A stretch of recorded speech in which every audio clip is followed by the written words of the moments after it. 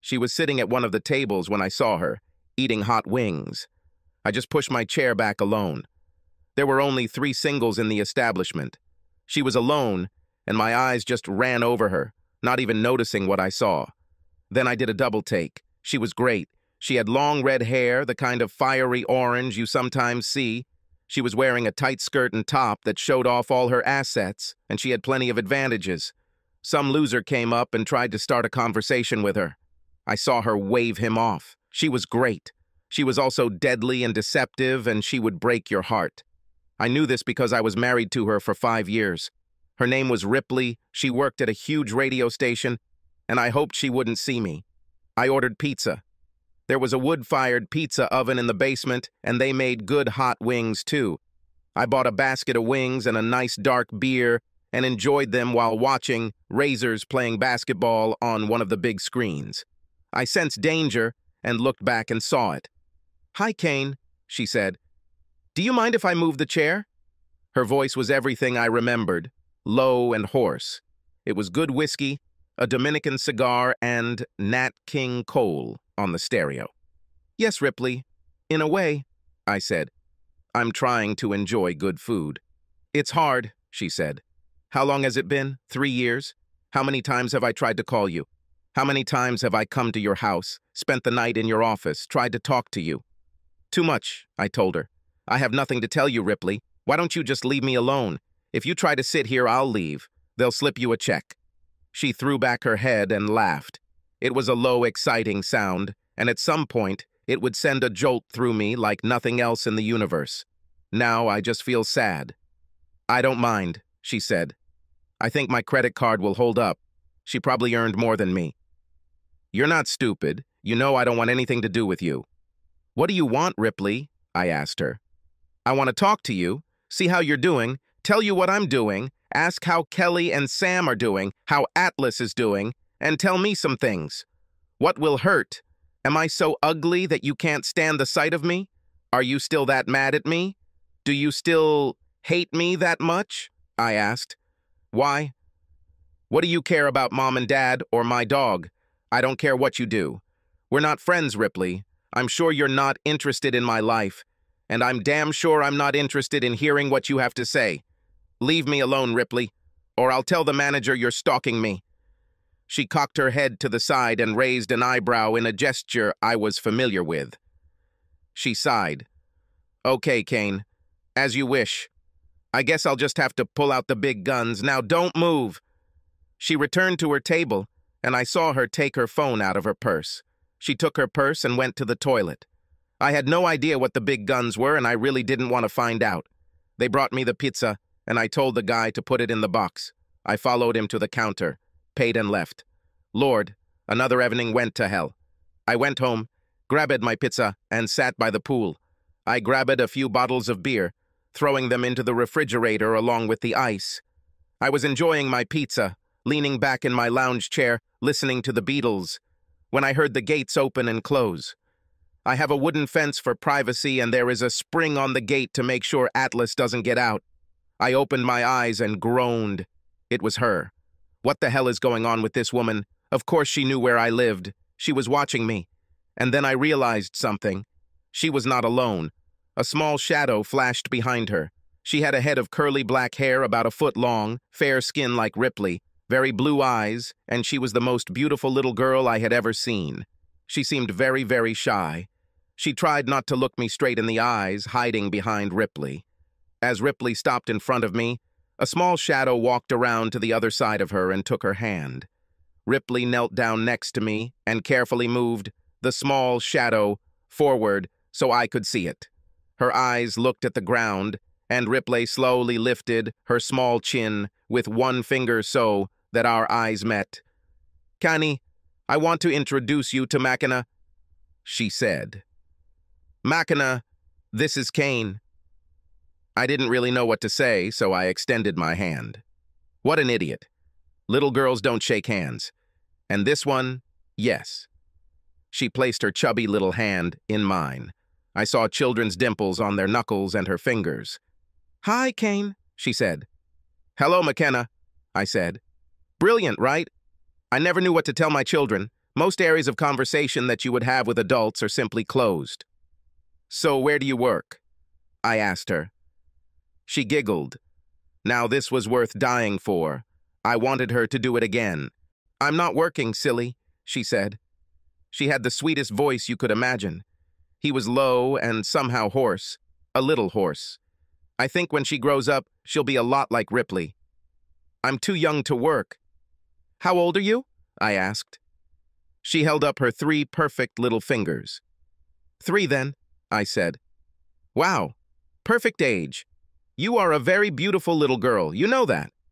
She blinked her incredibly huge blue eyes. Yes, I know, she said. We both laughed. I looked at Ripley. She watched us with a strange expression on her face. It's a big gun, she said. What's in it? What are you talking about, Ripley? I asked. Look at her, she said. Take a closer look at her. I watched. She was great. I still didn't understand what Ripley was talking about. The girl spoke. Kane, can I swim in your pool? Of course, McKenna, I said. Right now? She nodded. Your dress will get wet, honey, said Ripley. Remove it, suggested hopefully McKenna. Ripley looked at me. What the heck? I shrugged. Okay, honey, she said. I'll stay here and talk to Kane. Damn, now I'm stuck. McKenna, see the black 3 painted on the edge of the pool? I asked. She looked. What is a troika? She asked. I took one of those chubby little hands and drew a number on the palm. Looks like it. She nodded. Yes. I see it. Don't pass her by, I said. Okay, she said. Why? It's too deep for you, I told her. She nodded again, kicked off her shoes, pulled the little white dress over her head, and handed it to Ripley. Here, Mom, she said. She ran up the steps, giggling, wearing only her panties, and within seconds she was splashing around. I froze. She called Ripley Mom. When I came to my senses again, Ripley was already sitting down on the lounge chair next to me, holding a bottle of beer in one hand and a slice of pizza in the other. What the hell are you doing? I asked. Do you like her? She asked. She's beautiful, isn't she? She's also very nice. I know you'll love her, Kane. I muttered something incomprehensible for a minute. Yes, she's great. Mother, is she yours, Ripley? When did it happen?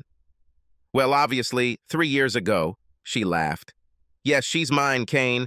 She could be yours too, if you're interested. My brain was very stupid. What do you mean by this? What's going on here, Ripley? Why did you bring her here? Why are you here? You left me, remember? You needed to find yourself? Why can't you leave me alone? She laughed again. Which one do you want me to answer first? I brought her here so she could meet her father. I've been trying to do this for 3 years, but you're too much of a coward to face me so I can introduce you. I was panicking. Her father? I don't... What the... Fuck you, Ripley. I'm not a coward. Can't you get it into your head that I don't want to be around you? I think it's time for you to leave. I won't leave, she said. You'll have to call the police to get rid of me. Do you really want to get rid of her? She nodded towards the pool. You're her father, Kane. Look at her, can't you feel it? This little wet beauty found some pool toys and was happily playing with them. I'd better get her some towels, I said. There was a huge lump in my throat, and I felt myself starting to lose the control that I so desperately needed around Ripley. I got up, went into the house, and grabbed several large, fluffy towels. Atlas looked at me sleepily, rose to his feet, and leisurely followed me out. He saw Ripley, and his stump of tail began to wag furiously. Then he noticed McKenna and began to squirm with his whole body. He ran to Ripley, and she hugged him. "Here comes my mother's big guy," she sang. He licked her face, almost covering her with his huge pink tongue. She looked at me, a drop of drool hanging from her chin, and laughed. "Is one of these towels for me?" I couldn't help but chuckle. All mastiffs drool. Neapolitans drool more than most. Atlas is a 160-kilo male Neapolitan mastiff. I bought him as a puppy while Ripley and I were still married." "Yes," she cooed. "Mom really loves you. She missed you very much." It ruined my mood. I think I remembered that she was the one who left. If she missed him that much, she knew the cure. McKenna. I saw him and squealed with delight. She splashed up the steps of the pool and I wrapped her in one of the towels. "Is this Atlas?" she asked. "Mom told me about him. Can I pet him?" "Yes, he would like that," I said. She ran up to him and her mother on tiptoe and threw her arms around his neck. He was panting with joy, all his loose, wrinkled skin trembling with effort. She looked at her mother. "I want him, Mom," she said. Ripley looked at me and raised an eyebrow. She wiped McKenna, pulled her dress over her head, and watched as she ran away, throwing a ball for Atlas to chase after her. "I don't believe you," I said. "Yes, I know," she said. "I'll get evidence. I'll do a DNA test. I've never cheated on you, Kane. And you know it." I didn't know it, but it didn't matter. "I need to see this proof," I told her. Her lower lip pouted. It was amazing and made me want to kiss her. "Until she broke your heart." "I thought you would say that. You'll have to cooperate. I'll need a cheek swab. I would have done this a long time ago if you hadn't run away every time I tried to talk to you. I started to lose hope that I would run into you. You hid yourself very well." "Ripley, you left me, remember?" I said. "You weren't happy? That's what you told me. We got married too early, there was a whole life waiting for you, and you wanted to explore it. This is what you said, and this is what you did. You tore my heart out. I loved you with everything I had. It wasn't enough for you. You wanted more. I don't know what the hell you wanted. All I know is that you moved out, went on your merry way, exploring or something. Okay? You have every right to do whatever you want. 3 years have passed already. Why are you here? Don't bullshit me." "Kane, did I divorce you?" she asked. "No, you just left me," I said. "Exactly," she said. "You divorced me, not the other way around." "What did you expect?" I asked. "Not this," she said. "Why do you think I didn't mean what I said, Kane?" "Well, the thing is, I saw you in White Rhino with the big guy," I said. "He has dark hair and blue eyes, doesn't he?" "You bastard," she practically spat it out. "Charles was my colleague, we performed live there, and he is the biggest asshole on the planet. Did you really think that I would ever voluntarily be with him somewhere?"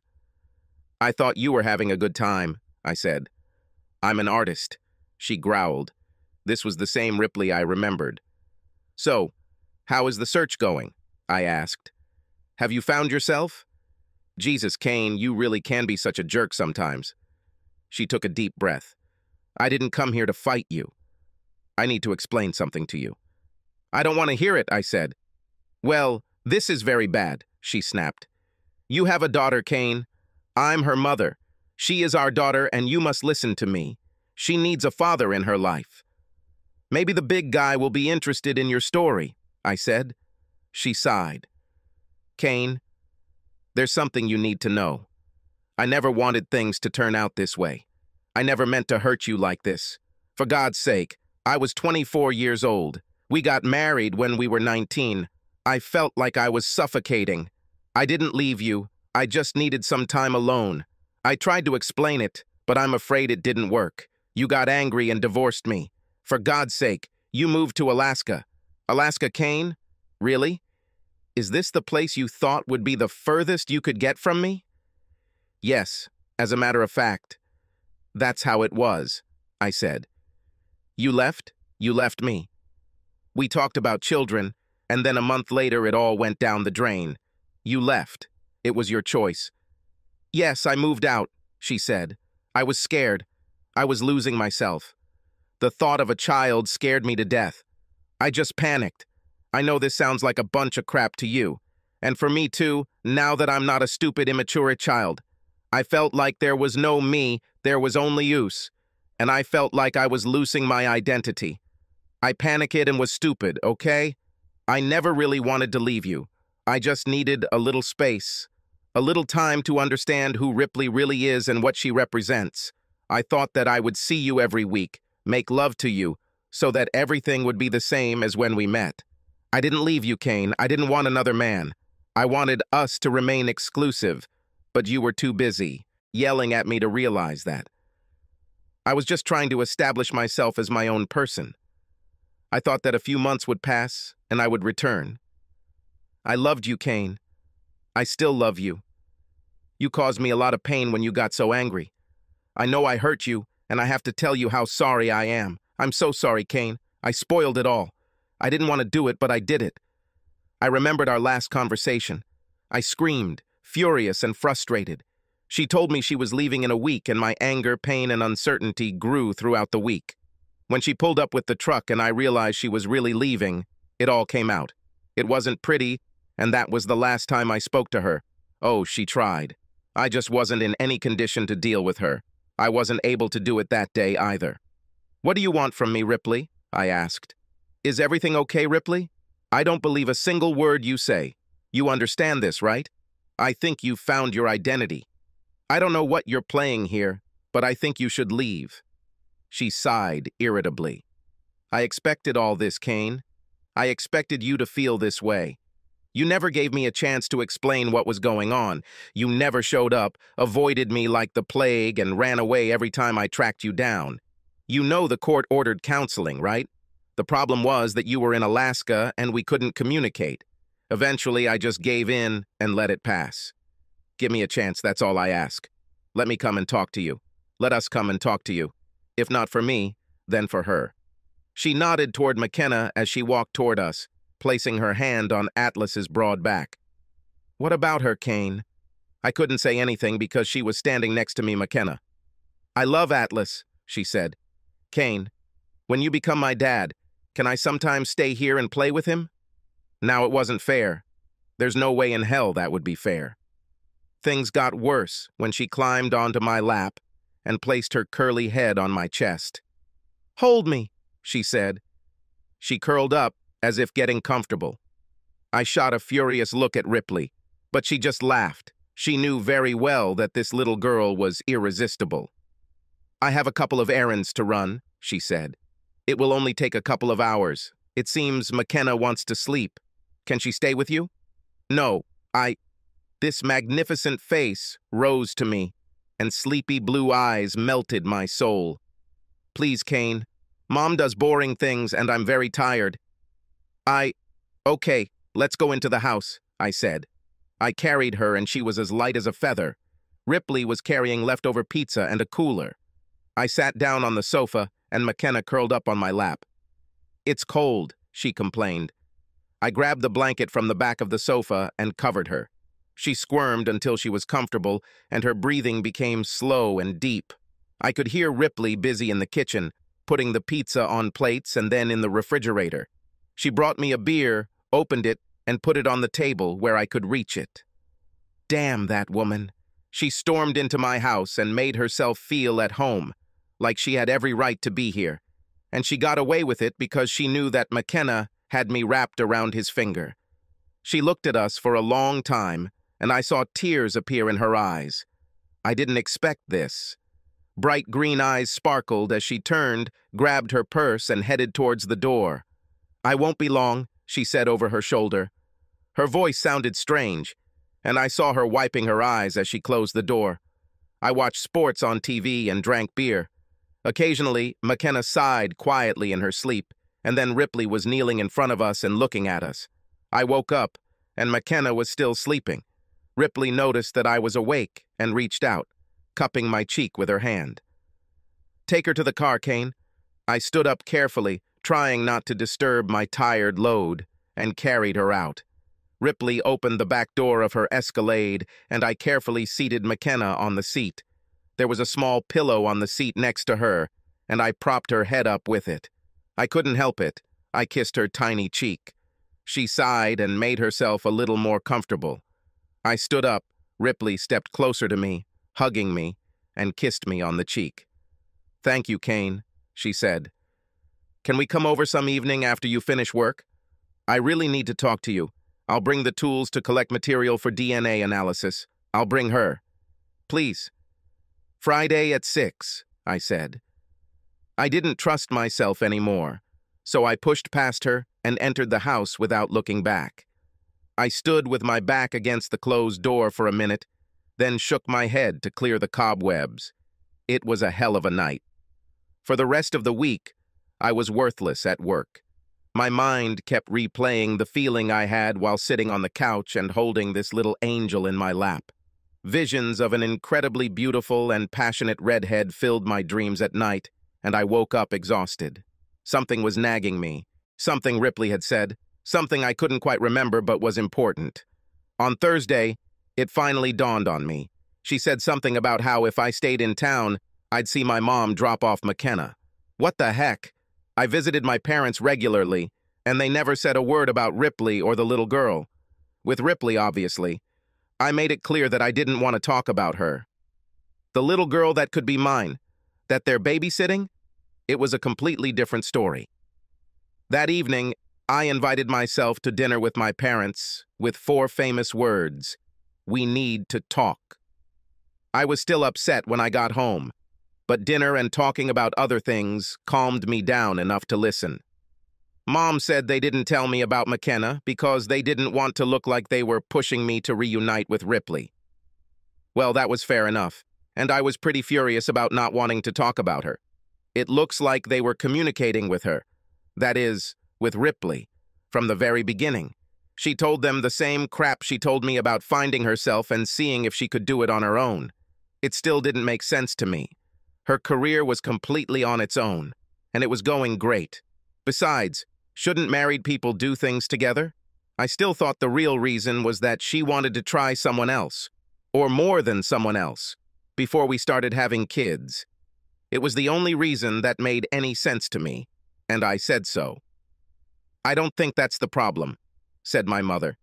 "I know what she said is crazy, but I think she was really sincere. She thought that you would live separately for a few months, and then she would return. She had every intention of being faithful to you, and as far as we know, she was, until the divorce was final. Are you saying that you bought this lie?" "No, son, we didn't do that," said Dad. "We told her it was the stupidest thing we had ever heard.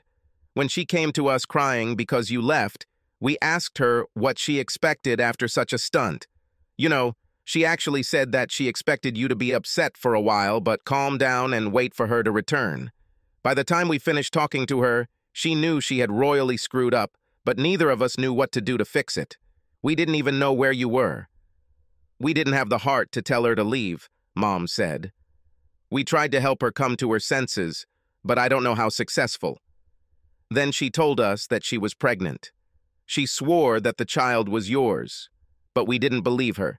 Still, we tried to help her prepare to become a responsible mother.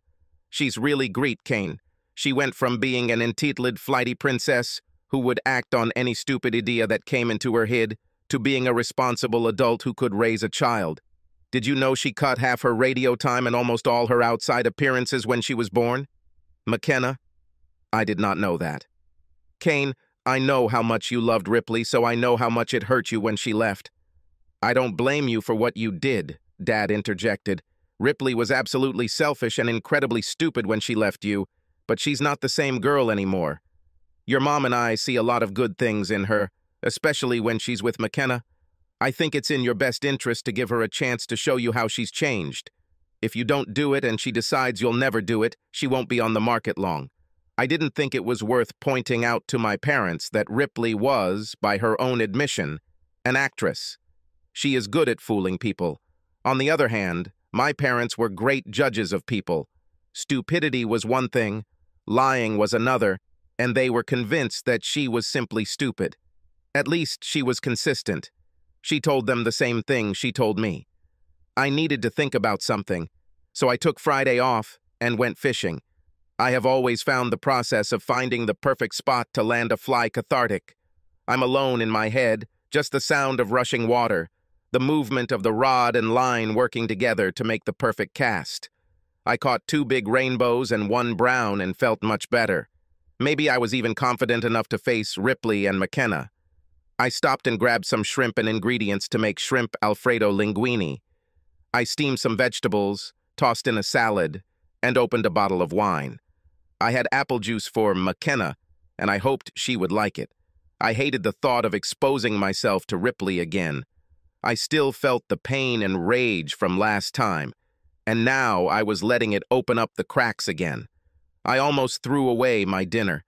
I had a pot of pasta in my hands, but I put it back on the stove. I thought about just leaving and not being there when they showed up. Then again, maybe my parents were right, and I had the wrong idea about what she did. I saw Atlas lift his head, and his little ears bobbed back and forth. He stood up with a groan and walked into the living room. This usually means he hears the car outside, so I mixed the Alfredo sauce, pasta, and shrimp and stirred everything together. I should have added Parmesan cheese, but I'll do that right before I put it on the table. The doorbell rang, and I went to open it. There they stood. McKenna again hid behind Ripley, but when she saw Atlas, she rushed forward and hugged him. He never liked it when I hugged him, but he didn't seem to mind when she did. In fact, he was squirming all over. She was even more stunning than the last time I saw her. She was wearing a beautiful little red dress, and her curly hair framed her face like a halo. Ripley, well, she was just Ripley.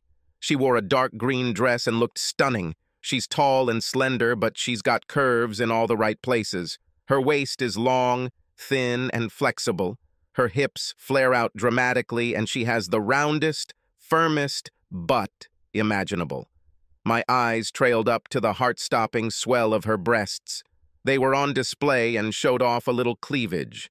Stuck into this valley was a gold chain with a tiny jade dagger attached to it, which I gave her for her 18th birthday. My eyes slid to this face. High cheekbones, a thin, aristocratic nose with a scattering of freckles, huge emerald eyes, and plump red lips curved into a smile. She had a cream pie in her hands. "Hey, Kane, have we passed the test?" She laughed, and I felt the same awe come over me.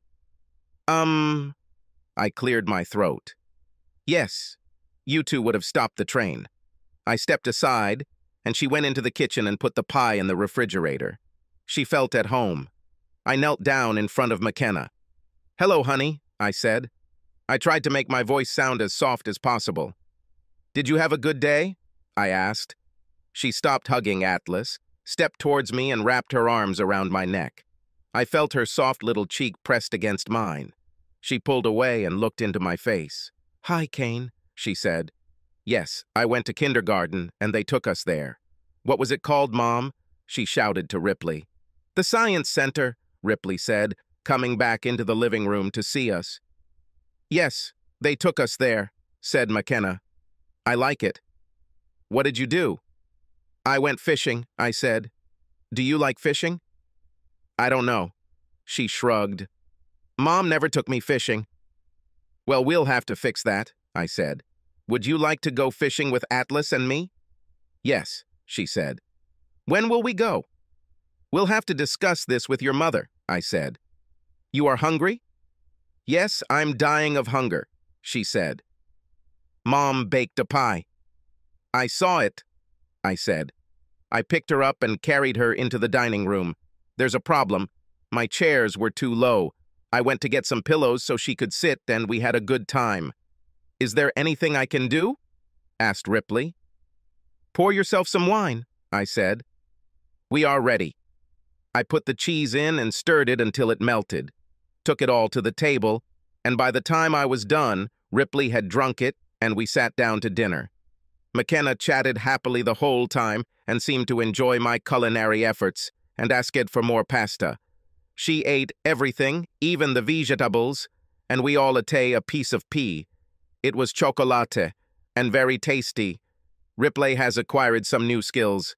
When we got married, she could only make toast, so I did most of the cooking. After the cake, we went into the living room, and Ripley put on an animated film for McKenna. We sat down on the sofa, and McKenna pressed herself against me on one side, and Ripley kicked off her shoes and tucked her legs under her, as women do. "It was amazing," she said. "You haven't lost your touch in the kitchen yet." "Thank you," I said. "Ripley, I don't want to ruin your mood, but what exactly are you doing?" I throw my hat back into the ring, she said. I've been trying to explain myself to you for a long time. I came to sit and talk with you 3 days after I moved out. You were not there. You disappeared. When I found out that you were back, I tried to talk to you. I didn't know your phone number, so I couldn't call you. You blocked me, so I couldn't write to you. I must have sat outside your office 100 times when I found out where you worked. I don't know how you managed it, but you never came out. I asked the guard to tell me when you were there, I said. I left through another door. She smiled sadly. I thought it was probably something like that. I came here and parked on the street. Sometimes I saw you leaving, but I could never tell if you were home. You never came home while I was here. I always checked, I answered. If I saw your car, I went to another place. That's why I didn't have a chance to tell you about McKenna, she said. You were gone the whole time I was pregnant. I brought the test kit, Kane. Just leave it when you leave, I told her. Assuming you're telling me the truth, what now? I need my husband, she said. McKenna, her father is needed. What the heck, I said. You drop a bomb on my life, move out after telling me some psychological bullshit, come back, drop another bomb and say you need me. Well, when I needed you, Ripley, you didn't give a damn. I looked at McKenna. She was delighted with her film. You didn't care at all that I needed you. Why should I care that you need me? You're wrong, she said. Okay, then tell me where I'm wrong, I said. What, my commander? I looked at McKenna. She was still engrossed in her film. Wasn't I big enough for you? Didn't I do it well for you? Ripley was horrified. Oh no, Kane, don't ever think like that. This has never been a problem for us, and you know it. No, you rocked my world. I've never... God, Kane, what is wrong with you? You are so suspicious. Why do men think this way? Do you think every woman is a size queen? Do you really think that we are all suffocating with the desire to get a 10-inch manhood? Are you a queen, Mom? Raised his voice McKenna. Damn, she was listening. Ripley laughed. No, baby, but you are a princess. McKenna giggled. Good deal, I thought. I leaned over and squeezed her knee. She smiled at me and my vision blurred. I want her, Ripley, I said. What do you mean? She asked. I mean, I want to be with her, I said. I want her to stay with me. I want her for the weekend. I want her for Christmas. Okay, I thought you would think that, she said. I know what you feel. The problem is that I want her too. We can work things out.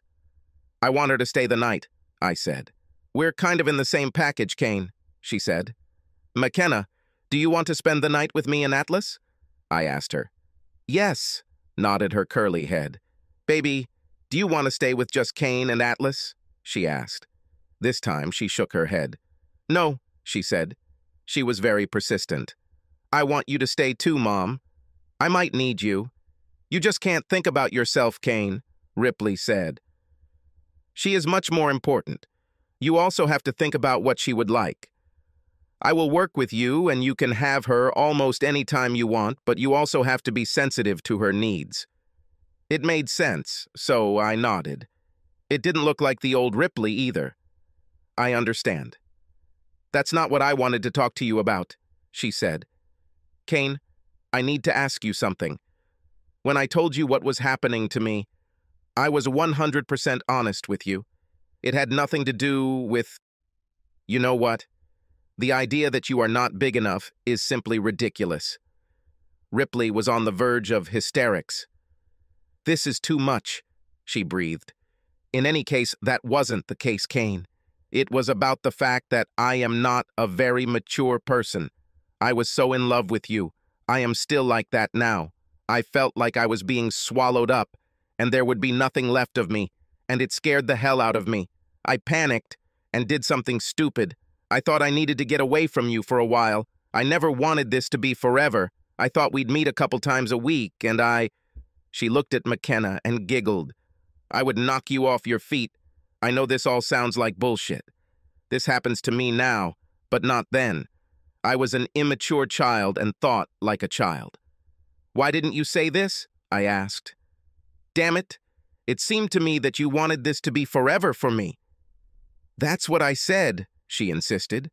I said exactly this, but Either I didn't say it very well, or you didn't listen very well. Have I ever said, I'm leaving you, Kane? I don't want to be your wife anymore? No, you said, Kane, I don't know how to say this, but I'm leaving. I have a house on Pine Street, and I'm moving there next Saturday. I need some time alone. I need to find my own identity. My voice became a little louder, and McKenna looked at me. It's okay, sorry, I said. Her eyes went back to the TV, but I knew she was listening to Ripley and me. It didn't work. This is too awkward, Ripley said. I want you to be able to say what you want. Are you doing anything tomorrow? I was going to watch basketball, drink beer, and wash and vacuum the car, I said. And what? Can I pick you up and take you somewhere? She asked. I'll ask Mom to look after McKenna. I want to tell you something. I wish I could tell you everything. Will you do this for me, Kane? I was very suspicious. Where do you want to take me? I asked. Jesus, Kane, stop being such a weakling, she said. Do you think I'm dangerous? Do you really think that I am planning to kill you and throw your body into the lake? Yes and no, I said. I don't think you're planning to kill me, but I think you're dangerous. You are the most dangerous person I have ever met. She laughed. Please, I'll be here at 10. Then I'll help you wash the car, okay? The film's credits were rolling. McKenna. Okay, I said. Don't hope so, Ripley. I won't, she promised. I played with McKenna and Atlas for a bit, and it was time for them to go home. McKenna hugged me tightly, and Ripley kissed me on the cheek. I was fastening McKenna to her seat. When will we spend the night with you? She asked. And when will you take me fishing? Her memory was like a steel trap. Don't you have a date on Sunday? I asked her. She giggled. No, I do not go on dates. Why do you need to know that? If your mom doesn't mind, I'll take you fishing on Sunday, I said. We'll talk about when you can spend the night, okay? Yes, she said. She nodded vigorously, her curls bouncing. But I really want to stay the night. Can Atlas sleep with me? I won't let him climb on the bed, I told her. It's getting kind of smelly. We can bring his bedding into your room and he will sleep on the floor next to your bed. She thought for a moment. Okay, she said. Ripley, can she go fishing? I asked. Of course, she said. See you at 10. That night I had nightmares. A little dark-haired girl was eaten by a giant fish, and I ran to save her. I was running in molasses, and it took me forever to get there. I sat up straight, my heart pounding. I was sweating a lot, and it was already 4 o'clock in the morning. I stood up and dried myself with a towel, adrenaline rushing through my veins. I lay down again. It took me a while to get that image out of my head, but the next thing, I knew it was 9. And the alarm on my phone was going off. I got up, quickly showered, got dressed, and ate a bun. I was finishing my second cup of coffee when Atlas stood up and headed towards the door. The phone rang as if on cue, and Ripley was nearby. Would you like a cup of coffee? I asked her. A little bit left. I don't want to throw it away. Is there a cup to go? She asked. I want to start. I rummaged around and pulled out 2. I poured it for her and then for myself. Can Atlas go? I asked her. Of course, she said. Could you get him a blanket or something? If you don't do this, we'll have to remove 2 cars. I grabbed the old blanket I had used in the car, and we followed her out. She was wearing khaki shorts and a green shirt, with the ends tied up and her belly button showing. There was a small diamond pin in it. This was something new. She filled out those shorts perfectly, and I could tell by the way she was bouncing that she wasn't wearing a bra. She caught my eye and gave me an evil grin. The only thing that we have always had in common is our love for cars. She wasn't driving the Escalade that day. It must have been her daily car. I was amazed. It was silver, and I saw that it was a Mercedes. What is this? I asked. This is a 2003 coupe, she said.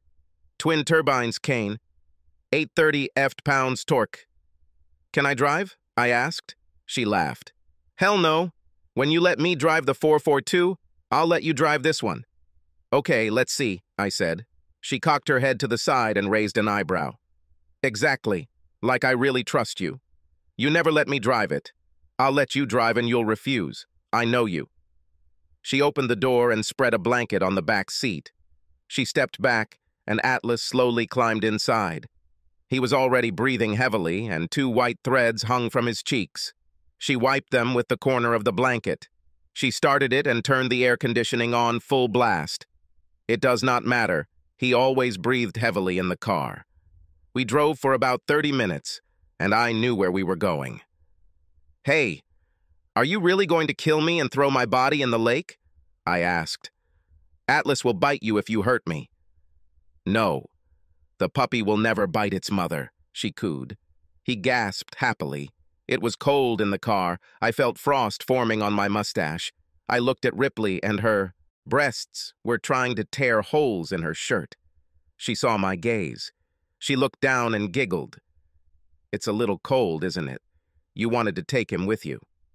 I didn't mind looking at those little buttons at all, but I wasn't going to let her know. I just chuckled and turned away. I looked again a minute later when I thought she wasn't looking. We pulled up to the dock. She parked and opened the trunk. I went out and released Atlas.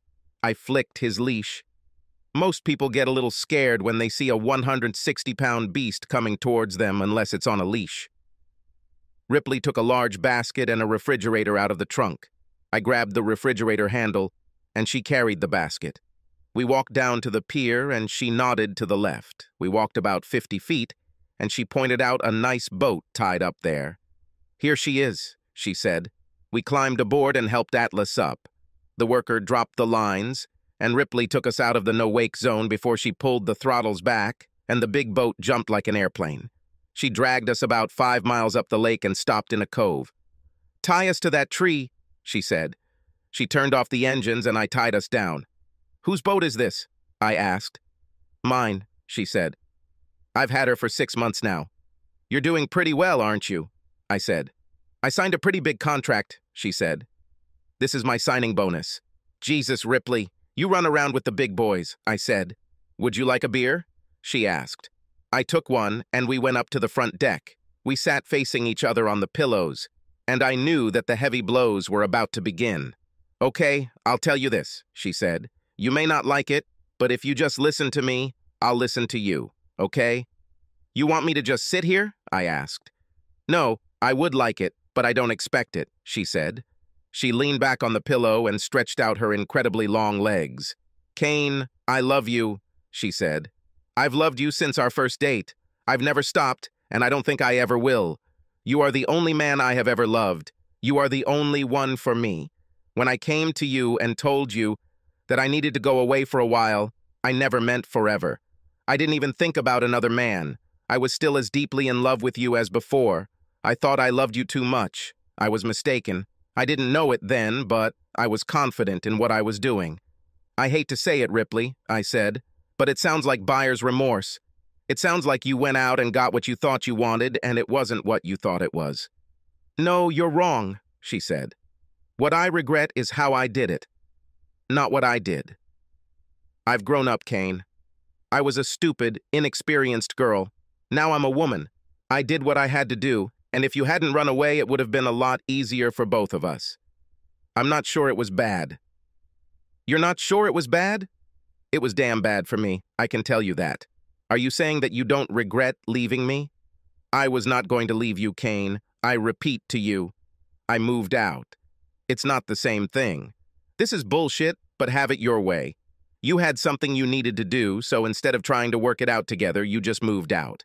And now you're telling me that everything would be fine if I sat at home alone and waited for you to decide to come back to me.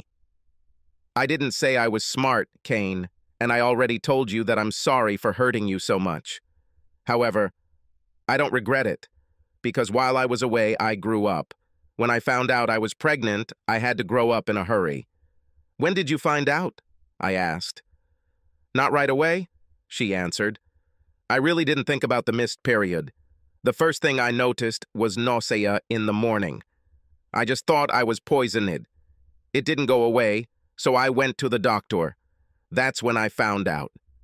It was 9 weeks. Did you know that she was mine? I asked. Kane, there was no doubt about it, she said. You are the only man I allowed to touch me intimately from the time we started dating until the day our divorce became final. Couldn't wait for the ink to dry? I asked. She looked at me and got angry. Her eyes flashed. No, and I didn't touch anyone until I was born. McKenna, she said. It seemed to me that she was playing some kind of game with me. What are you saying, Ripley? I'm just telling you that there was and is no doubt about who the father is. McKenna, she said. Okay, we can leave this alone for now. Okay, continue, I said. I'll try not to say anything until I have questions. She nodded. Kane, I didn't leave you. I wanted to be your wife. I haven't wanted anything else since our first date. I just wanted to see if I could do it on my own. We've been together since the second semester. I lived with my parents, lived in a dorm for 1 semester, and then moved in with you. Ripley, this doesn't make any sense. You've already done this yourself. Hell, by the time you were 21, you were already a celebrity, and it wasn't like you were part of a team or anything like that. It was just you. She thought for a moment. Yes, that's probably true, Kane.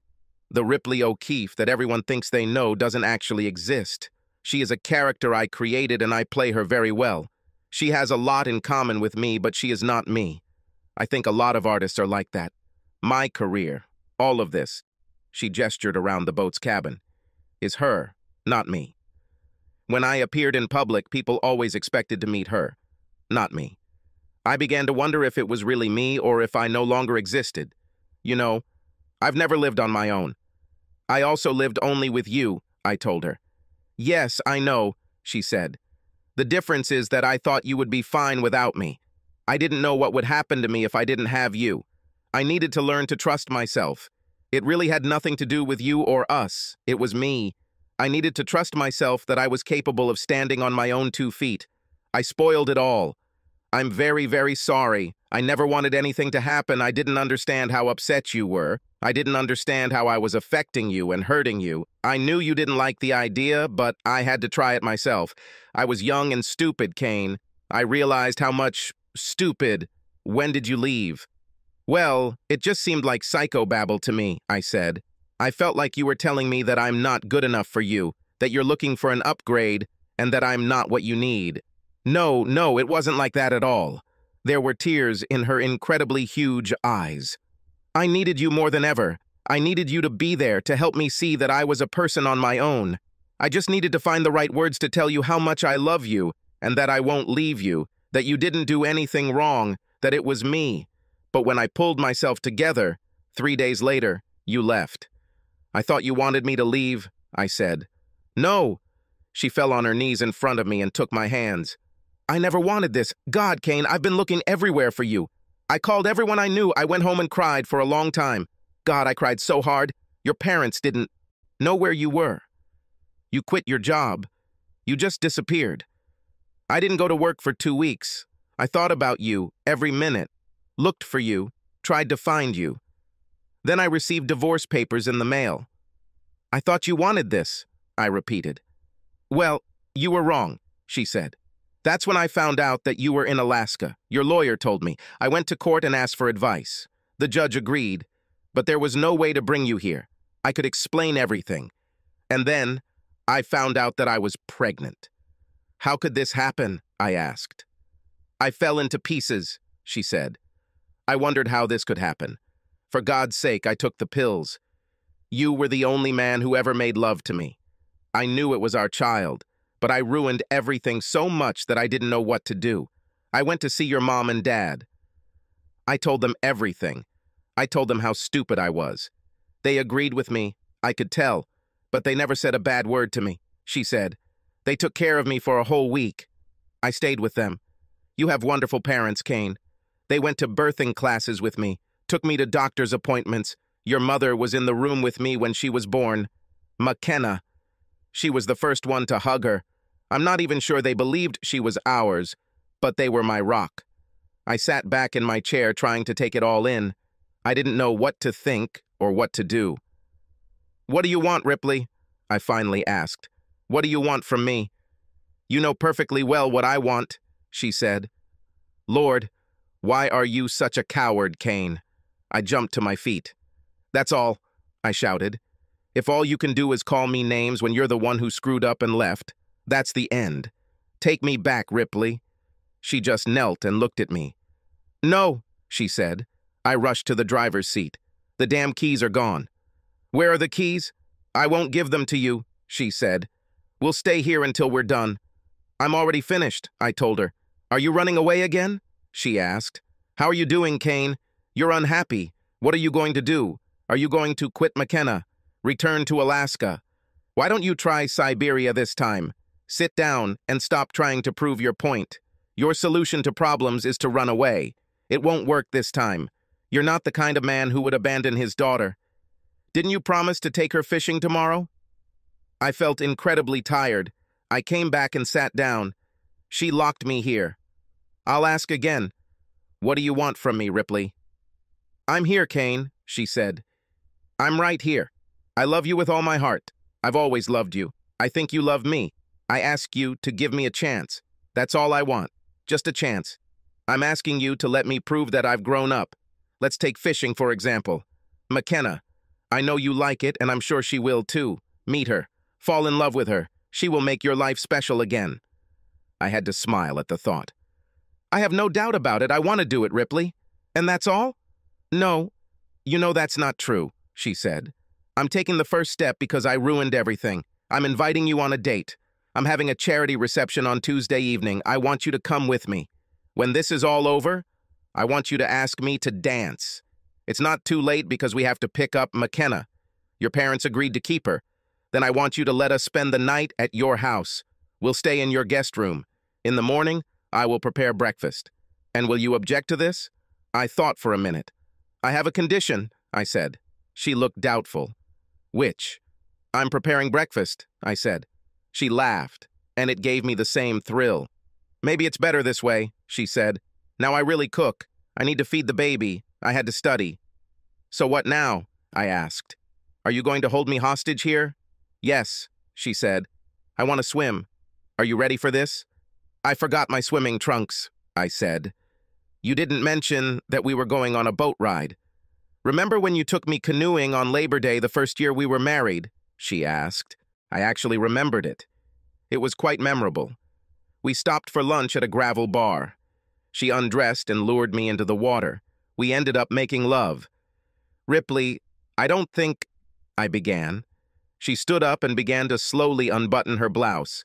My throat was dry and I took a sip from the bottle. She opened the hem of her blouse. I see you still like them, she said, looking at me. She was joking, of course. Ripley exudes more sensuality than can be described. Everything about her just screams sensual foot-high neon letters. She's gorgeous, but that's not the point. She has the ability to turn men into fools. Sure, we're fools when it comes to women, but Ripley is in a class of her own. We met for the first time on her 18th birthday. I took her to dance. She moves like a cat, lithe, sinuous, gliding as her weight shifts. At one point, she stood up and started dancing for me, just standing outside our booth. Two guys walked by 5 feet from where she was dancing. They both saw her when they were about 20 feet away. They couldn't take their eyes off her. They walked towards each other, so hypnotized by Ripley's dance that they crashed into each other, sending them both sprawling on the floor. That's the effect it produces. And she was still wearing clothes. The entire time we were dating and married, friends, strangers, people at the gas station, everyone asked me who she was. When they discovered that she was my girlfriend or wife, they would ask inappropriate questions or make stupid comments. Is she as good as she looks? Do you see this? Damn it, dude. Where did you get this from? It never ended. At first, this offended me, and I told them to shut up. For the 1000th time, I simply ignored them. I would have fought every day of my life if I hadn't just given up. The amazing thing is that she didn't care. Of course, she knew what effect she was making, but she didn't really care. That curvaceous body carried all this promise and excitement, but I was the one who had to unwrap it. The new decoration in her navel seemed to tell me that everything had changed. The first time we made love was a spiritual experience for me. The feeling she gave me was somehow otherworldly. She was soft like a kitten, but there was steel inside. She never looked back, becoming a dynamic, aggressive lover, initiating sex as often as I did. I shook my head to get rid of these memories. I had to nip this in the bud. "Ripley," I said, "don't take off your clothes." She looked puzzled. "What? Why?" she asked. "You've never refused me before." "Ripley, this is too important. McKenna, too important. This is a serious matter and will not be revealed between the sheets." "Sex has never been our problem, at least as far as I know," I said. "Yes, you're damn sexy, and you know it. I would love to take you with me and take a trip down memory lane. It would be crazy good, but when it's over, I'll still be mad at you for leaving me, and you'll still be mad at me for not forgiving you." She thought for a moment, and then began to button her shirt. "You're right, Kane. I shouldn't have manipulated you like that, but what are we going to do?"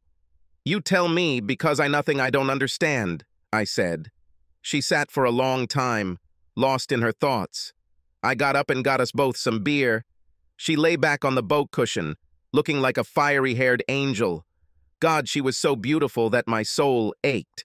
She rested her chin on her hands and had the same expression on her face as the statue of the thinker. From time to time, she glanced at me and then sat down again.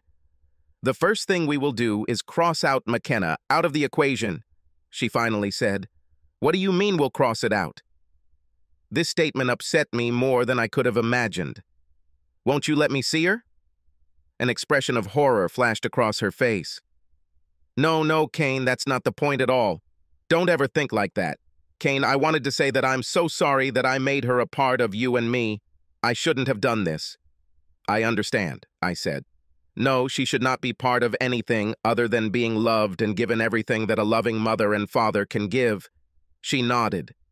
"Yes, that's exactly what I meant. I really didn't want to involve her in this, but I had to do something to get you to talk to me." She thought for a moment. "There is something else. I don't regret barging in on you the other day, but I'm really sorry for, well, acting like I own this place. You know, sipping beer and swiping pizza. It was wrong, but I was so happy to finally be with you in your house that I almost felt dizzy. Can you understand this?" I did it. I opened my arms and beckoned her. She smiled sadly, and, crawling towards me, sat down on the deck between my spread legs. She leaned against me, and I hugged her. It was so right and so good that I wanted to stay like this forever. "Will you go with me to the charity evening?" she asked. "Well, it's not like my social calendar is full," I chuckled. "Of course, Ripley, I'll be happy to go." We sat, talking quietly and finishing our beer. I had forgotten how nice it was to just sit and talk with her. I wanted to ask something, and I finally figured out how to do it. "Ripley, do you know how every fall Lucy tells Charlie Brown to run up and kick the ball while she holds it for him?" She laughed and interrupted me. "And every year she pulls him out and he lands on his butt?" "Yes. And next year she tells him why everything will be different from last year? And then it's like that?" We laughed, and then she looked at me seriously. "You're asking yourself if you can trust me not to take your ball away again, right?" "Yes, Ripley, but it's a little more important than a soccer ball." Ripley was lost in thought. This is something new, I thought. The Ripley I remembered would have said the first thing that came into her head and tried to correct it later. Finally, she spoke. "Am I really going to leave you again for some stupid reason?" Long story short, I've been there, done that, and paid way too much for the t-shirt. I paid for 4 years without you, and McKenna paid 3 years without her father. The real answer is that you don't know. Just like I won't know that you won't jump up and run away again when I do something stupid. There are no guarantees. It's a shame not. Kane, I'm not asking you to live with me or marry me again. I ask you to give me a chance. I'm successful in my career, I have all the toys of rich people, but even with all this, I think that what you, me, and McKenna could have together would be the best thing in my life. We thought about it for a while and then got a little caught up in what was going on in our lives, and it was like two old friends who hadn't seen each other in a long time. There was an awkward silence, but it wasn't much, and I think by the time the sun went down, we were both feeling better. She stood up and stretched, looking for all the world like a big cat. My legs gave way and she hugged me. Okay, now that we've got everything settled, let's go back. I need to get ready for fishing. I untied the boat, Ripley started the engine, and we headed back to the dock. On Sunday, Ripley dropped off McKenna, and I took her fishing. I knew there was a small stream in the national forest that was full of all kinds of sunfish. I set her up with a fishing net, and she danced with delight every time she pulled up a fat bluegill, rockfish, or green sunfish. When she pulled out the first one, I asked what she wanted to do with it. It was a tiny fish, brightly colored in orange and blue. "Can we keep her in an aquarium?" she asked. "We could keep her in an aquarium," I said, "but she won't be very happy there." "What else can we do?" she asked. "We can let her go," I told her. "If we catch bigger ones, we can eat them." She had to think about it for a while. "Let's let this one go and eat the big one," she finally decided. Here's what we did. We stopped fishing to build a small fire and roast hot dogs and marshmallows for lunch. By the time we reached the creek, she had captured my heart. By lunchtime, I was her slave, and by the time we carried the fish to my truck, I knew my life had changed forever. This is what I was born to be a father for. McKenna. She fell asleep in her little car seat on the way home, and my eyes became wet every time I looked at this sleeping little angel. When we returned, Atlas was all over us. I don't know if it was us or the fishy smell that interested him more. McKenna played with Atlas, I cleaned the fish, steamed the vegetables, and fried the fish. At first, McKenna, I was a little doubtful about fish, but then I became interested in the idea of eating food that I caught myself, tried, and really enjoyed. Sure, she probably enjoyed the ice cream we had for dessert more, but damn, she was only 3. Ripley packed a small bag for her so she could stay the night, but she asked if her mom could stay too. There was no way I could say no to this little cherub, so I called Ripley and invited her to spend the night. Before she had any hope, I made it clear to her that she would be sleeping with McKenna, not with me. At breakfast, she reminded me about accompanying her to the charity event, and I told her I had already made a commitment. On Tuesday, I took her arm and immediately felt all my resistance to her melt away. She was stunning. Her red hair was tied at the back of her head with a single ribbon and flowed freely down her bare back. Her dress was a simple halter style with a deep V neckline that showed off her generous cleavage. I swear that if the cutout in the back went a little lower, you would see the sexy secrets underneath. The skirt was modest, knee-length, loose and flowing. By the time I returned after checking our coats, she was already flitting from one group to another. I might as well have been invisible, although my presence seemed to make a difference. I felt like a forgotten person. She came and asked me to my first dance, and my spirit soared with this vision in my hands. When we returned to our table, she was immediately asked to dance again. For the rest of the evening, I only caught glimpses of her from afar, courting potential donors and chatting with the social elite. Every minute I felt more frustrated and powerless. Finally, I had enough. I walked over to where she was chatting with another potential donor, took her by the elbow, and led her to a corner where we could be relatively private. "What the hell are you doing, Kane?" "You embarrassed me there," she whispered angrily. This was a major donor I was talking to. "What am I, chopped liver? You yourself wanted me to be here? I didn't even want to come, and now I regret it. We can't have this conversation here," she said. "Come with me." She dragged me through a side door into a small park. "What's wrong with you, Kane? You behave childish." "So what if I'm like this? You're the one who wants me back. You're the one who got me into this stupidity. I thought my feelings would be more important." "Lord, what an egoist you are. I'm trying to help raise money for sick children, and you're sulking because I'm not holding your hand tightly enough." "Yes, of course. It's always about you. First, you had to find yourself, and now you have to save the children. What will happen next time? Save the puppies?" She sighed. "Kane, you're not some redneck. You know how it goes. My job is to make all these people with a lot of money feel good about themselves and about the children's hospital so that they give more money. You know all this. I'm trying to be as efficient as possible so we can get out of here and go dancing, and you're still sulking about what happened 4 years ago. Why don't you grow up already? It ruined everything. I didn't even go back for my coat. I just turned and walked to my car to drive home, ignoring her screams for me to wait. Less than an hour later, I heard a taxi pull up and she knocked on my door. "Kane, open up. You forgot your coat." "Damn, looks like I'll have to let her in." Before I could open the door, she flew in like a natural disaster and threw my coat onto the nearest chair. "What an ass you are," she said.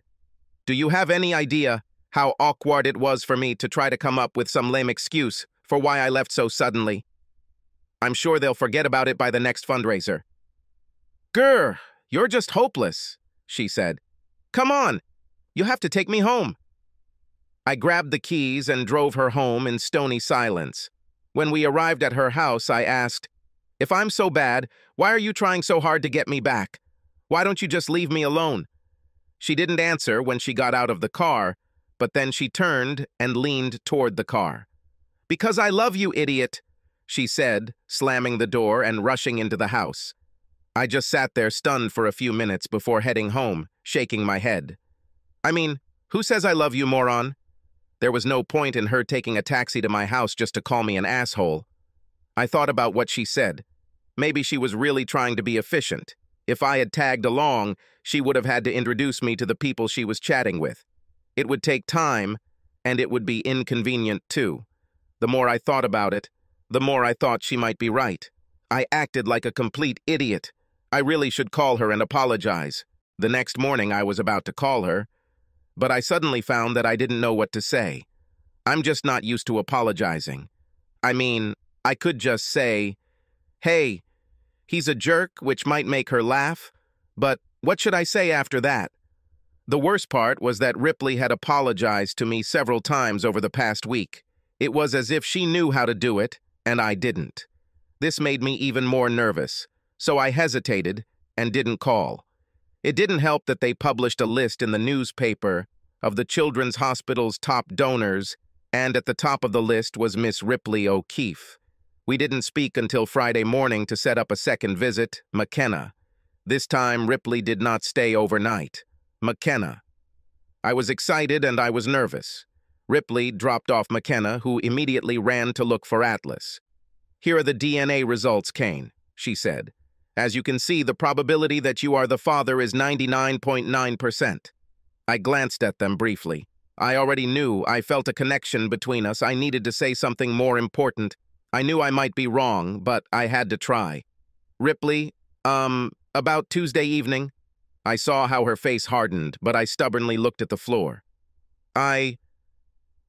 Well, you were right. I acted like a complete idiot. I'm sorry. I hope I didn't spoil things too much. I stood and looked at the floor. Ripley was waiting for me. When I finally raised my eyes to look at her, she had such a warm gaze and a gentle smile. I almost melted. "Thank you, Kane. I appreciate it." She reached out and stroked my cheek. "Partly it was my fault. I should have told you in advance what awaited you. I guess I'm still not explaining it to you very well. I'll work on it." We agreed that I would drop off McKenna, and Ripley left. As soon as I managed to tear off McKenna from Atlas, I washed her and asked what she wanted for dinner. Stupid question. "Pizza? I still don't know why, but I took her into town to a pizza place.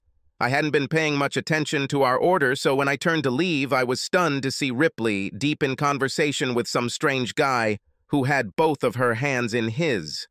I was ready to explode, but McKenna felt something was wrong and pulled my hand with a worried expression on her face.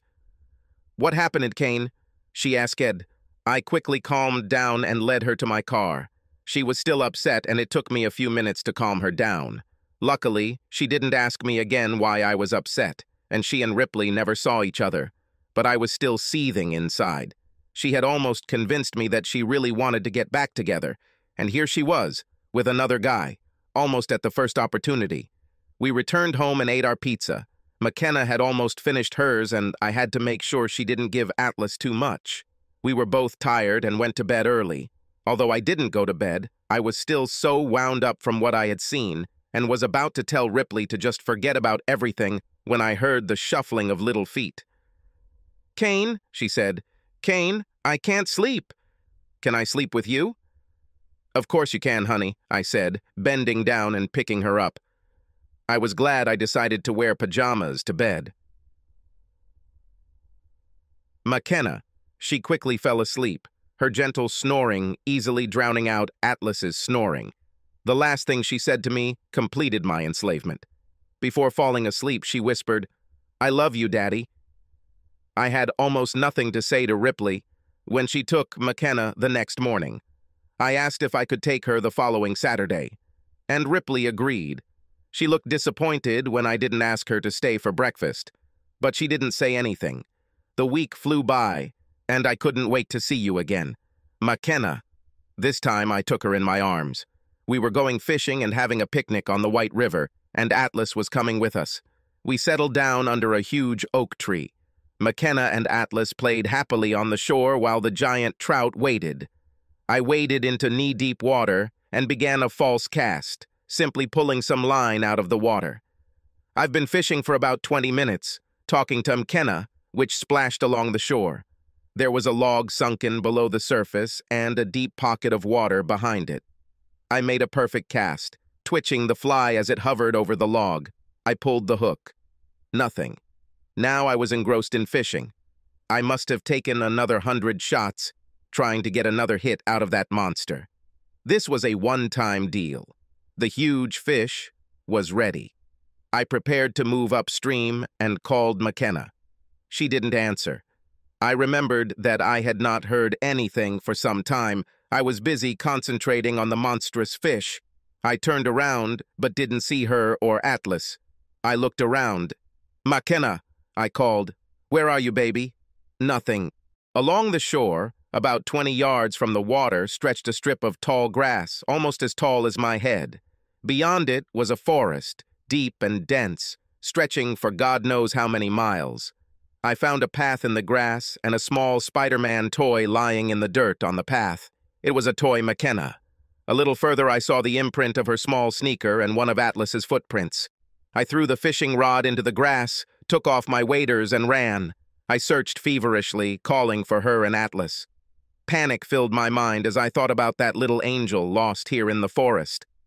I screamed until my voice became hoarse and weak. When I finally collapsed from exhaustion, I began to think rationally again. I pulled out my phone. Great, there was no network. I made my way back through the bushes, through the grass, and ran to the truck. I drove to the top of the hill and was relieved to finally see two stripes. I called the sheriff's department and reported what happened. They promised to immediately send a search party. Then I had to make the hardest call of my life. I had to call Ripley and tell her I lost our daughter. I felt inferior to worm shit. It took me 5 minutes to gather my courage. When she answered, I simply blurted out, "Ripley, I need you. I was fishing and didn't pay attention. McKenna and Atlas are gone and I lost them, Ripley. Oh God, I'm so sorry. I'm such an idiotic ass." "Kane, stop it," she said. "Call the sheriff's department." "I've already done it," I could barely say. I cried like a child. I lost my child.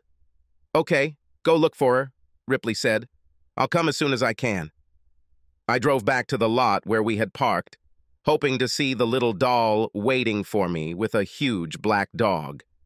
My heart sank when I saw the vacant lot. I ran frantically through the forest again, calling out their names, searching everywhere I could.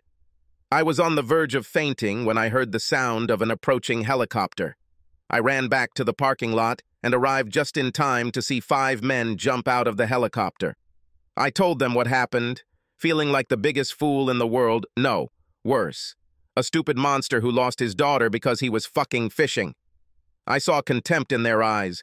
They asked me to stay in the parking lot in case she returned and quickly disappeared into the forest as the helicopter took off. I stood there helplessly, tears streaming down my cheeks for perhaps 10 minutes, and I saw Ripley's Mercedes coming down the hill. I ran to the car as soon as it stopped, holding the door handle helplessly until she opened it and started to get out. "Ripley, I'm so sorry," I began. "I'm such an ass that I just didn't look." She cut me off. "None of this matters, Kane. Let's find our daughter. Where did you last see her?" I led her down the path through the tall grass and ran until she told me to stop. "We're not running," she said.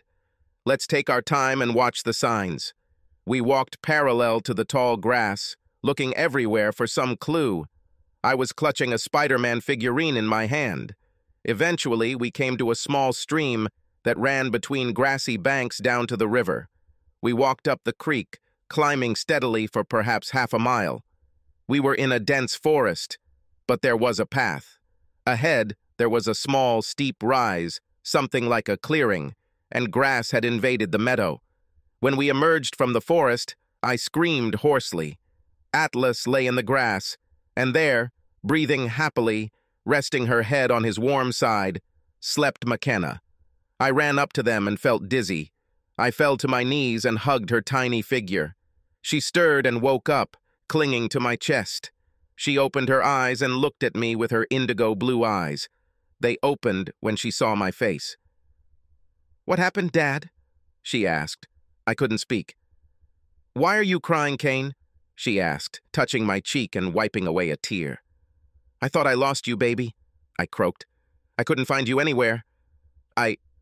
Oh, God. I thought I lost you. I love you so much, McKenna, that I would kill myself if anything happened to you." I felt Ripley's hand on my shoulder. I looked at her and tears rolled down her cheeks. "It's okay, Daddy." McKenna caught my attention again. Atlas and I were sleeping, and I was tired. We drank this water from the stream and just rested for a while. "You're not angry with me, are you?" "No, baby, no," I assured her. "I can never be angry with you. I'm angry at myself for not watching you better. I'll never do that again." "I was fine," she said. "Just a little tired. Now can we eat our picnic?" "Of course," I said. "Can your mother stay and eat with us?" She was thrilled that Ripley was staying. I called the sheriff's department and they called off the search. No doubt I would have to pay a hefty bill for this little fiasco. I did not care. I would give everything I had to get it back, McKenna safe and sound. I carried McKenna to our oak tree, and by the time we got there, she was already asleep. I sat down with my back against the tree, just holding her, not wanting to let go. Ripley sat on the blanket in front of me, her incredibly long legs crossed, giving me occasional glimpses of her green seafoam panties. My thoughts were all over the place, mostly about what an ass I was, and this view wasn't helping. "Kane, are you okay?" asked Ripley. "You mean, besides feeling like an immature ass?" "Yes, except for that," she said with her usual laugh. "Well, I'm hungry," interrupted the little bundle of love in my hands. We laughed, and the feast began. We packed up our picnic and walked to Ripley's house. Together we tucked our tired little angel into bed, enjoying her sleepy smiles. Ripley poured us some coffee and we sat down to talk. "Ripley, I have to say, I think I can tell you."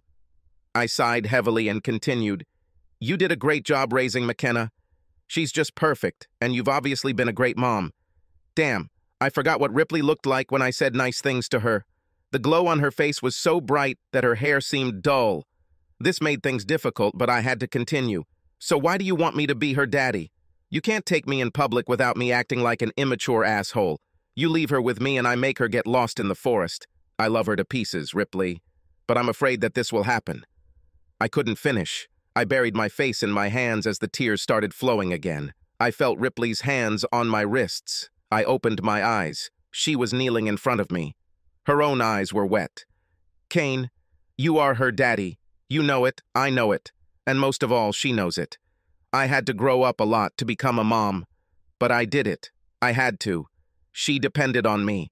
It's your turn. You will have bad moments like today, but you will have something that I didn't have." "What?"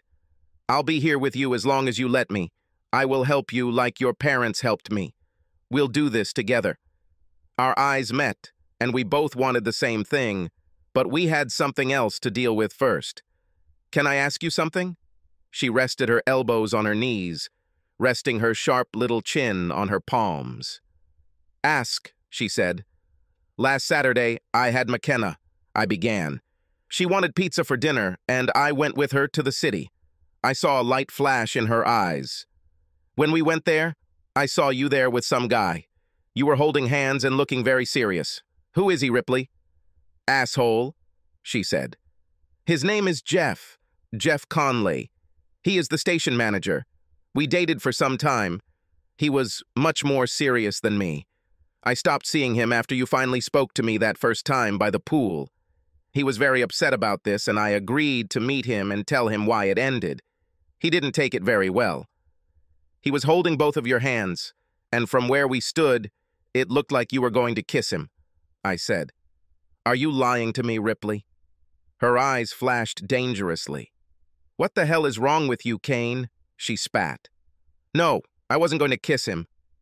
Then why did he hold both of your hands if you told him it was all over? She sighed. I told him that I would let him speak. It wouldn't change anything, and I thought he'd end it faster if I let him hold my hands. I told him not to call me anymore. He was practically stalking me. Are you jealous? Well, that's not necessary. Are you still wearing the diamond he gave you? What? What the hell are you talking about? She was completely confused.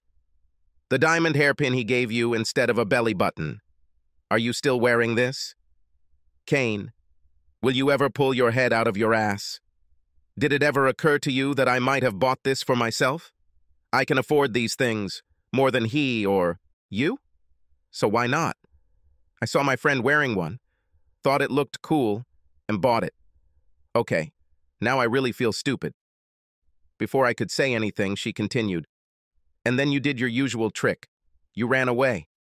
If you had stayed here a little longer, you would have seen him spit in my face and call me a bitch. You should have seen how I slapped him and left. Did you see that, Kane? No, I answered. I wanted to get out of there McKenna before she sees you. Oh, she said. We both sat there feeling stupid, then our eyes met and we laughed together. Did he spit on you? Jesus, Ripley, he's so paranoid. She smiled wryly. Yes, I can choose them, right? The man I love is moving to fucking Alaska to get away from me. Then I get a creepy stalker who spits in my face. Sorry, Ripley, I said. I shouldn't have run away like that. It hurt me, you know? She reached out and ran her fingers across my cheek, leaving a trail of fire that burned long after the touch had faded. I know, she said quietly. I'm sorry I hurt you so much, Kane. I thought about that. I know I told you that I don't regret moving out, but I'm not sure about that anymore. I know that from now on I want us to figure things out together, if you let me. Can we overcome all this pain? I don't know, I admitted. Do you want to try? More than anything else, she said. Our life began to turn into a pleasant routine. I had McKenna on Monday, Wednesday, and Saturday. We tried to do something together as a family at least twice a week. We still had our problems and awkward moments, but they became fewer and farther between. Ripley and I were dating again. We still weren't very close. We had some hot kisses, but we didn't jump into bed. I think we were both careful, not wanting to put pressure on ourselves or each other. We danced around it, and I had an eternal box of blue balloons. I think we both knew it was just a matter of time, but we wanted to get it right. Ripley had Saturday off, and in the afternoon we went McKenna to the cinema at the shopping center. We took her to the food court for an orange smoothie and sat at the table watching her drink it. I saw Ripley look over my shoulder, and she leaned over, hissing at me. Oh, she said. Here comes the trouble. Jeff Conley is coming here. We both stood up and watched him approach. Jeff, said Ripley, what are you doing here? What do you think, bitch? I'm here to take you from this brat to where you belong. Jeff, Ripley said calmly and slowly, I told you that I found my ex-husband and I'm trying to work things out so we can be together again. Well, I'm telling you, we're not done until I say we're done, so dump that brat and let's go. You can't just leave me whenever you want. I leave women. They don't leave me. He moved towards Ripley and I felt her bristle, so I stepped between them. Listen, Mr. Conley, I said. This is my wife, and no one talks to her like that. I think you should calm down and leave. They with McKenna won't go anywhere. You don't want to cause trouble. Trouble? He grinned. You don't know what trouble is, weakling. He put his hand in his pocket. Before I could react, Ripley flew between us, suffering a nasty gash on her arm. I think he was a little shocked, and I took advantage of that and disarmed him. I looked at Ripley. Her face was white. "Mother, my mom is hurt," screamed McKenna. I took off my belt to make a tourniquet. "Someone call 911, I yelled, kneeling next to Ripley and wrapping the belt around her arm. One of the passers-by turned out to be a nurse and took over applying the tourniquet. "Take off your shirt," she said. "Eh?" I asked in confusion. "Take off your shirt," she repeated, "and apply pressure to the wound." I did as she said. She must have sensed my anxiety. "Don't worry," she said. "Everything looks worse than it really is." I wasn't sure if she meant it or was just trying to reassure me, but I had no choice but to believe her. The alternative was too terrible to imagine. It seemed like it took forever, but paramedics finally arrived to take Ripley to the hospital. McKenna and I had to wait a few minutes while the police took Conley away, and I gave them a brief statement, promising to come to the station as soon as I was sure that Ripley would be okay. When we got to the hospital, Ripley was already in the operating room. We were with McKenna. We went to the waiting room, and I spent the next few minutes calming her down, and then I called my parents to come too. While I waited for my parents to arrive, I had time to really think about our relationship, from our breakup until now. I couldn't imagine Ripley leaving me to find herself by throwing herself in front of a madman. Has she really changed that much? I really hoped so. I wanted Ripley, and McKenna were in my life. Will this mean remarrying Ripley? That was a question for another day. My parents and Ripley's parents arrived around the same time. Fortunately, I had the opportunity to clean myself up, and the hospital gave me a gown. McKenna ran straight to my grandparents, and they took turns holding her on the other side of the room while I told them what happened. The doctor came out with good news. Although the wound was deep and Ripley had lost a lot of blood, it was otherwise not serious, and she was expected to make a full recovery. She was still unconscious while recovering, but would soon be able to have a limited number of visitors. McKenna. I wanted to go to my mother, but she was very tired. My parents lived closer, so they took her home, and Ripley's parents and I sat down for our nervous vigil. Only a couple of hours later, the nurse came out. "Is Mr. Kane here?" she asked. "I'm Kane," I said, "but it's just Kane, that's my name." "Well, Kane, Miss O'Keefe woke up and is asking for you." I stood up to follow the nurse. When her parents stood up, the nurse said, "Only him." Her parents weren't happy, but they complied with Ripley's wishes. When I looked into the room, she looked completely exhausted. But when I entered, she immediately perked up. "Oh, Kane," she said. "I'm so glad you're okay. I was so worried about you." "Were you worried about me?" I asked, stunned. "You took this blow on your hand for me. I was afraid that I would lose you again." "Kane, the only way to lose me is to run away again." "Ripley, I will never run away from you again. I still love you. I have always loved you and never stopped loving you. I tried to stop so the pain would go away, but nothing happened. Now I love you more than ever. All I want is for you and McKenna were in my life. Kane, I hope now you understand that I have always loved you. I wasn't always smart or acted like an adult, but I always loved you. All I ever wanted was a second chance to show you how much I love you. I will never love anyone again, and I will never leave you."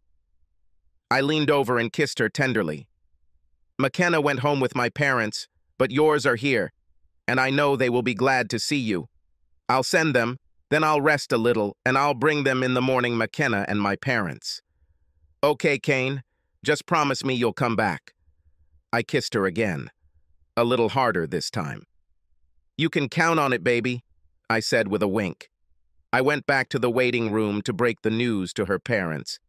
I called my parents and then went home to clean up and get some rest. I got up early, had a quick snack, and went to my parents for McKenna. My parents followed us to the hospital, and we had a good time with Ripley. The look of pure joy on her face when she saw McKenna made me wince. This little cherub ran across the room and rushed at his mother. "Mom, I was so scared," she said. McKenna. "Sorry, baby," Ripley said. "Mom didn't mean to scare you. It's okay. Grandma and Grandpa made me feel better." "Thank you," Ripley mouthed to my parents. Ripley was going to stay in the hospital another day, so I excused myself to take care of some things. I went down to the police station, but it was just a formality. Between the security cameras of the shopping center and all the witnesses, Conley was doomed, and he was leaving for a long time. I met with her parents to make arrangements and then returned to spend the day with Ripley, McKenna, and a constant flow of visitors. As we drove to the hospital the next day to pick up Ripley, I turned to McKenna. "Remember, baby, it's a big secret, okay?"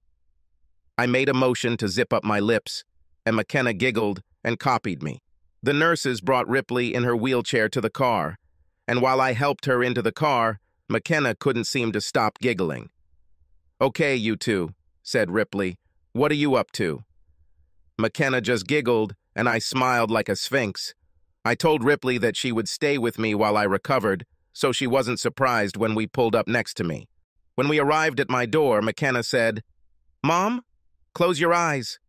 As soon as I opened the door, McKenna told her to open her eyes. Ripley gasped and couldn't help it when she saw our parents standing in front of a large homemade sign, "Welcome home." Ripley looked around and saw a lot of her things scattered around the living room, and handprints McKenna on the sign. She hugged her parents, then mine, and I saw my mother whisper with tears in her eyes, "Welcome home." I cooked some hamburgers and hot dogs on the grill, and after we ate, our parents congratulated us on getting back together and left. McKenna felt sleepy, and we put her to bed, and since it was a special occasion, we put Atlas on her bed. We sat in the dark living room, sipping wine, alone in our thoughts. Ripley pressed herself against my shoulder. "Tell me the truth, Ripley," I asked. "Did you ever really think we'd go back to this?" "Honestly, probably. In my wildest dreams, I did just that. But is it real?" I nodded.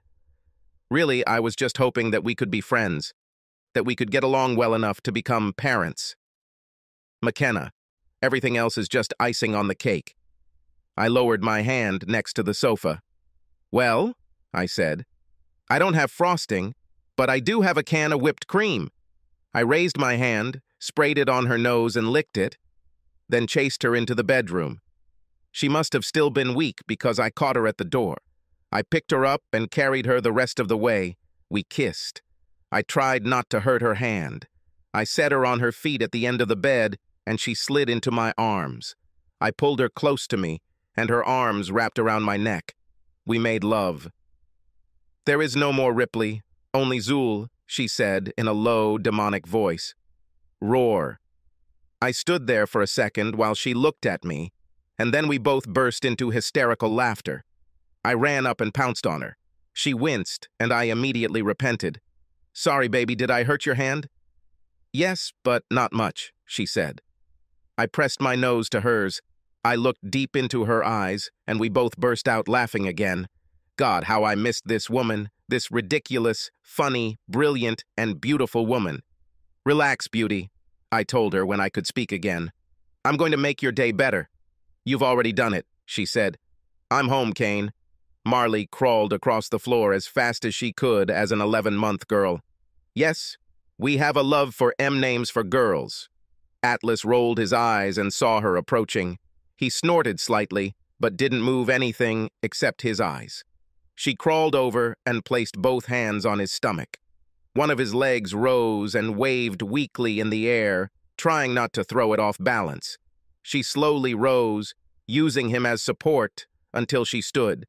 Then she swayed unsteadily and plopped down onto her diaper with a slight squeal. McKenna giggled, clinging to me. We read a book.